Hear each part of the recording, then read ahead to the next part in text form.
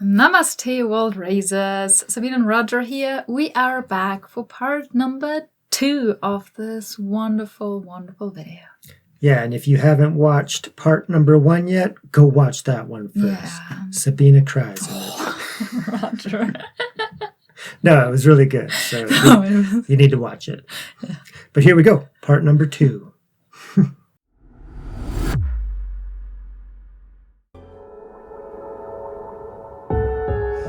In 2010, Isha's project Green Hands was awarded India's highest environmental award by the President of India. The following decade has seen Isha become an influential global voice in the sphere of environment, which is helping to shape policy and transform ecology into a subject of major public concern. The political parties on the planet must make ecology as the number 2 agenda on every election manifesto. Yes. We want to achieve this in the next 5 years' time across the world.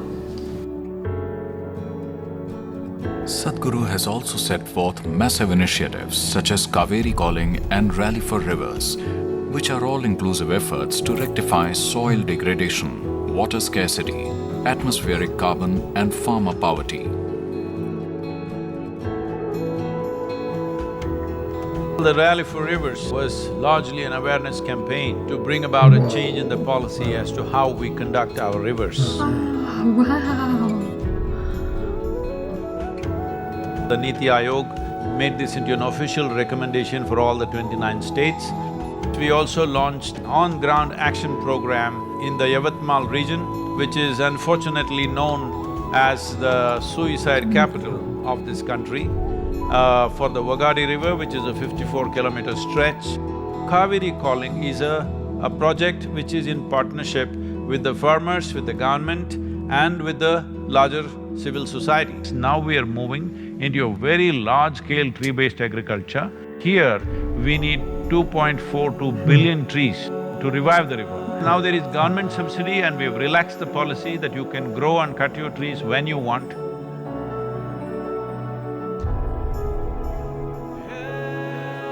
Isha's efforts have established a new direction for ecological restoration, where environmental work is also economically profitable for farmers, rural communities and society at large.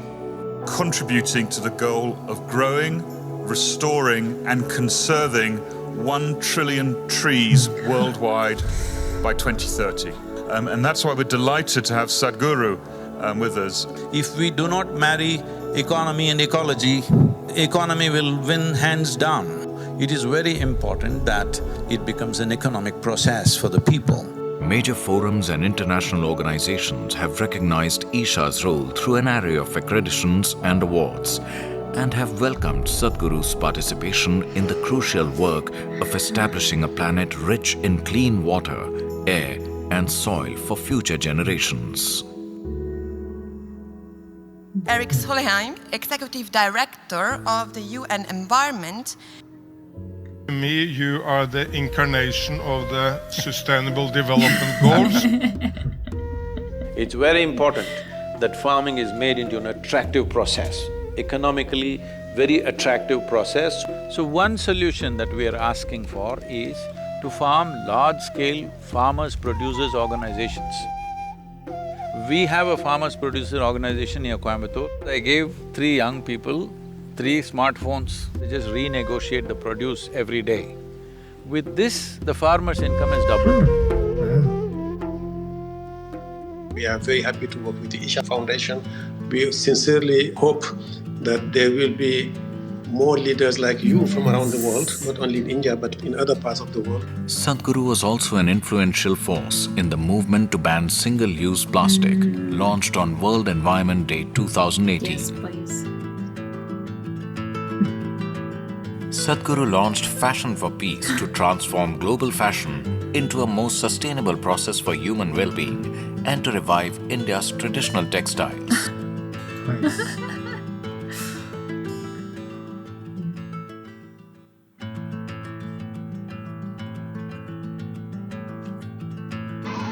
Namaskaram, my name is Aparna. My mother is a tailor. I like this school very much. Isha's rural education initiative, Isha Vidya, now runs 10 schools, educating 8,900 students in 2 states, Tamil Nadu and Andhra Pradesh.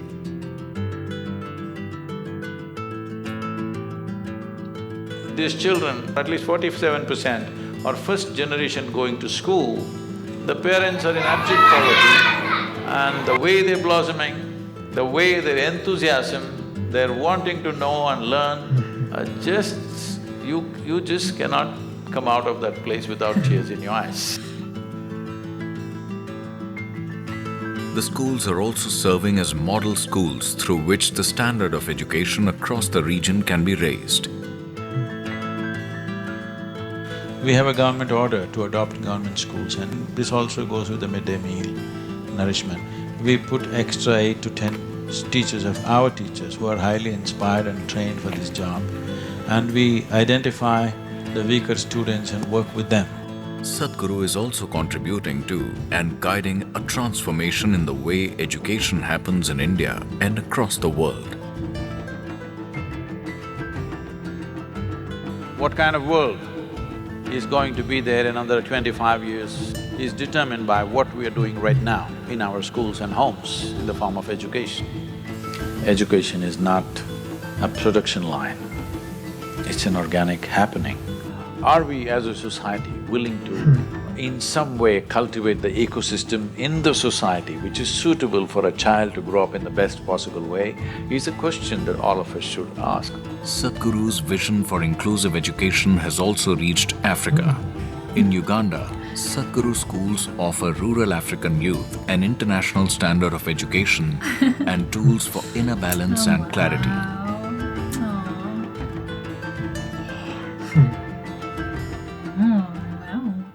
Isha's rural health initiatives in southern India have been offering free health care to vulnerable and isolated communities since 2005. In the last decade, this effort has evolved into empowering communities to take their health and well-being into their own hands.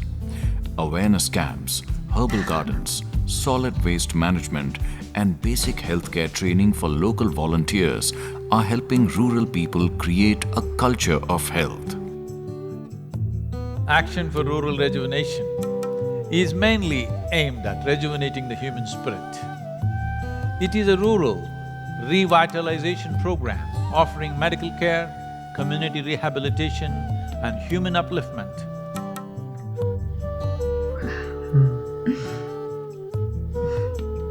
Tamil Nadu के लिए आपने एक organised वे में रचना करके काम को एक स्थायी रूप दिया है। मैंने तो आपके प्रयासों को खुद देखा है। Isha volunteers have also been at the forefront of disaster relief efforts over the years as natural disasters struck the region. Sadhguru has also been working with leaders and institutions around the world in order to establish a culture of health globally. The ideal would be that we look at human well-being, not human health. Then you would consider what makes a human being complete and approach all of them together. We have to bring a culture of health where every human being is committed to their health. In the next 25 years, we can create a culture of health if the necessary commitment is there to make this happen. More than 3 billion people in almost 70 countries and territories have been asked to stay at home. We live in very uncertain times due to the COVID-19 pandemic. What has been the one big teaching, according to you, for us as individuals, as a society, as a nation, from this COVID-19 pandemic? This is the time every human being should strive to see how you can be a better human being in every possible way, physically, mentally, emotionally, and also in terms of whatever we're doing, our competence. We have put out a very simple, powerful process called Simha Kriya. This is a kind of process, it'll boost the immune system. I'm an anesthesiologist. Immediately after completing the Kriya, I felt coolness in my respiratory tract. The entire respiratory tract feels much clearer. Right now, for all the medical personnel, doctors and nurses, we are offering inner engineering online free of cost. The way you think and way you feel, you can bring a certain amount of balance and control by doing the inner engineering online. All these insights that have been told to us by Sadhguruji. Thank you so much. We needed someone to really calm the mind. Thank you, Sadhguru, for joining us. In this period, it's my commitment that people should not die of starvation. As part of the Isha's COVID relief efforts, Isha volunteers have been working in rural areas to ensure that vulnerable communities facing economic hardships had food to eat and basic amenities. Frontline workers also received free PPE kits to strengthen their defense against COVID-19.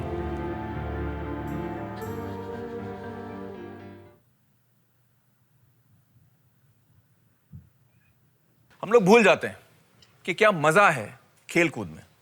चलिए मैं आपको याद दिलाता हूँ। खेल-कूद को इनकी जिंदगी से जोड़ने का काम किया है ईशा फाउंडेशन ने। Isha Gramotsavam, the large-scale effort to celebrate the spirit of rural India, has now become a movement that has swept through Tamil Nadu and has also begun in the state of Andhra Pradesh. Sports, dance and various rural art forms are becoming a part of daily lives again and are transforming rural communities. These games have brought a certain level of cohesiveness among people beyond caste and creed. All kinds of groups, all kinds of castes come together and play a game together and feel like one team is not a simple transformation in the village. Congratulating Sadhguruji and Isha Foundation for doing such a fantastic job. I've heard so much about this, but to be actually present here and to witness has been simply incredible. Many arts and many forms of celebrations in the state, we are trying to choose about 15 to 20 and keep them alive in the villages. It's wonderful that an international body like UNICEF has taken up this cause. The most important thing is we keep the people of this nation in a high level of inspiration, health and well-being. Isha has been awarded India's Sports Development Award by the President of India. India's Ministry of Youth Affairs and Sports also inducted Isha into its expert committee on sports for rural youth and recognized it as a national sports promotion organization.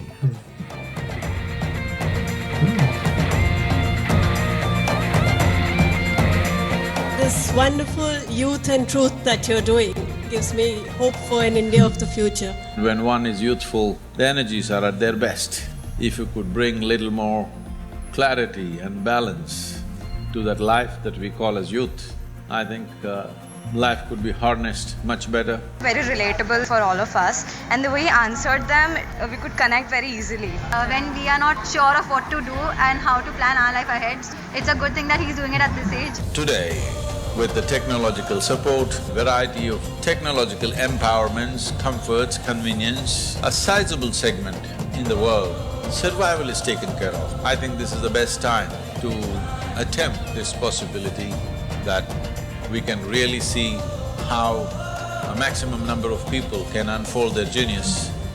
And if we do that, we could be one of the greatest generations ever. It's with this hope and mission that Youth and Truth has been launched.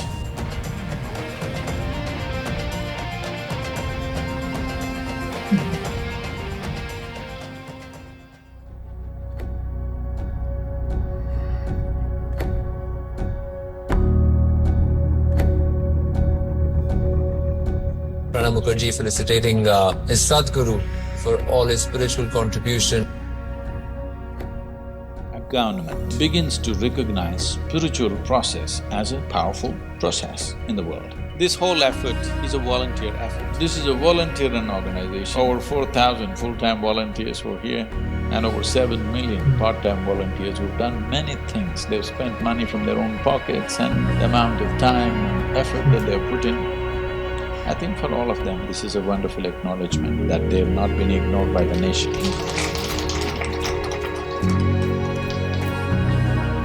Spiritual process must become a live process in every society across the planet. Not as a religion, not as a philosophy, not as a teaching, but as a technology for well-being.